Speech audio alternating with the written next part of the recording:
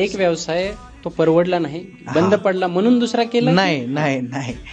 एक ज्या वेळेला आपण भाजीची गड्डी, मी भाजीची गड्डी विकायचो, त्यावेळेला भाजीची गड्डी म्हणायची, अरे तू 10 रुपयाची भाजीची गड्डी विकून ऑडी गाडी घेऊ शकतोस का?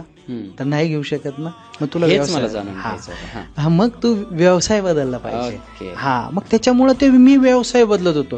कारण जेवढी आपली स्वप्न स्ट्रॉंग असतात ना, ती स्वप्न जितकी स्ट्रॉंग असतात तेवढंच मोटिवेशन तुम्हाला ते काम करण्यामधून येतं की नाही आपल्याला हे नाही हे केलं पाहिजे, हे नाही हे केलं पाहिजे.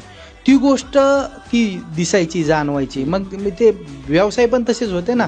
कारण आपल्या भारताच्या शिक्षण पद्धतीमध्ये कुठंच व्यवसाय शिकवला जात नाही. मग व्यवसाय आपण टाकायचा, अनुभव घ्यायचा, त्याच्यात आलेले म्हणजे एक तर 2 गोष्टी होतात. एक तर चांगला पैसा मिळतो, नाही तर दुसरा अनुभव मिळतो.